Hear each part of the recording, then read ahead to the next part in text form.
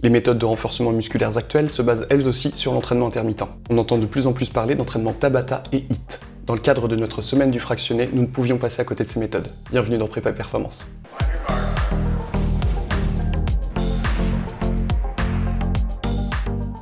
Initialement, le HIIT consistait en un entraînement court de 15-15 ou 30-30 à 110% ou 130% de VMA. Comme d'habitude, pour ceux qui n'ont jamais entendu parler de VMA, voici notre anti-sèche pour mieux comprendre la suite des événements. Le HIIT a ensuite été calqué sur les travaux de Tabata et associés datant de 1996. Aujourd'hui, on parle de Tabata, de HIIT ou de 20-10 comme étant des circuits d'entraînement à haute intensité. Cette méthode consiste à réaliser 20 secondes d'effort à haute intensité, suivi de 10 secondes de récupération passive, pour un total de 4 minutes, donc 8 répétitions. En général, ces 8 répétitions vont être réalisées sur le même mouvement, et dans une même séance, on peut réaliser plusieurs exercices. La récupération entre les exercices est souvent incomplète, à savoir 2 à 3 minutes. Vu le niveau d'activation nécessaire dès le départ, il ne faudra pas négliger l'échauffement pré-séance. L'intérêt premier de ce genre de méthode est évidemment le gain de temps. Avec un rapport intensité de l'effort temps de pratique très important, une séance de 20 à 30 minutes sera bien suffisante. D'autre part, il est également facile de diversifier le contenu des séances. Souvent sous forme de circuit, le nombre incalculable d'exercices à disposition permettra de ne jamais tomber dans la routine. Autre point, il est assez facile d'adapter les circuits en fonction du niveau d'expertise du pratiquant. En effet, pour des sportifs expérimentés, il sera possible de mettre des exercices assez techniques. Pour des débutants, on cherchera plutôt des exercices simples pour ne pas laisser de place aux erreurs techniques. Enfin, le fait de mixer le renforcement musculaire et le cardio peut être intéressant en pré-saison.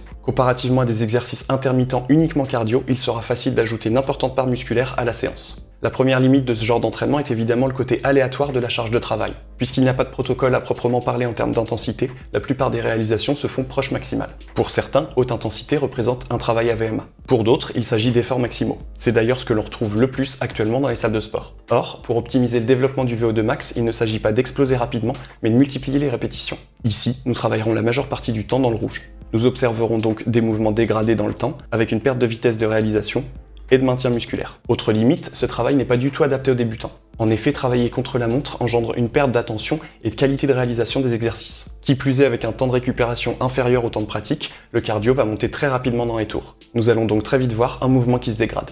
Il s'agira alors d'être bien connaisseur des placements et des trajets moteurs pour ne pas se mettre en danger. On privilégiera ce genre de méthode pour des pratiquants connaisseurs de leurs limites. Je ne peux que vous conseiller d'éviter les mouvements trop complexes ou nécessitant des charges importantes. Cette méthode d'entraînement peut être intéressante sur des mouvements simples et dans le cadre de PPG, mais l'utilisation avec du matériel lourd ou des mouvements complexes sera à mon sens contre-productif. Également, une fois la séance planifiée, il sera intéressant de contrôler l'effort d'un point de vue cardiaque. À l'aide d'un cardiofréquencemètre, il s'agira d'analyser les réactions du corps en fonction de l'intensité programmée. Sans analyse, l'entraînement n'aura été qu'une séance défouloir. Enfin, essayez de travailler avec un nombre de répétitions précis par tranche de 20 secondes. Vous pourrez ensuite comparer votre capacité à maintenir ce nombre de répétitions par série avec la fatigue. Nous ferons très prochainement une vidéo sur l'évaluation de la puissance à court terme allant dans ce sens. Pour conclure, on peut dire que les méthodes 20-10, HIIT et Tabata ont le vent en poupe dans les salles de sport. Elles permettent une dépense énergétique très importante à court terme. Nous aurons donc un gain de temps considérable par rapport à une séance classique. Également, il est assez facile de travailler en groupe et de diversifier le contenu avec ce genre de méthode. Attention cependant, il nécessite un certain niveau d'expertise. À la fois des pratiquants pour prendre soin de leur intégrité physique, mais également des coachs pour adapter le contenu en fonction du niveau des pratiquants.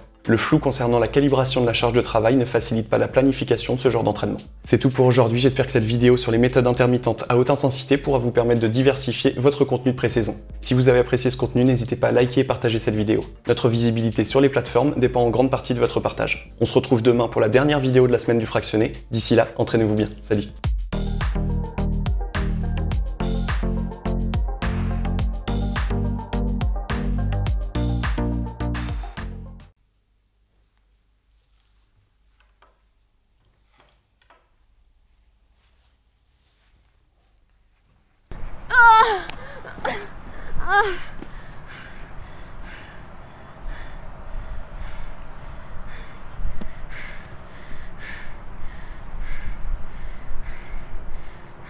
Plus que 4.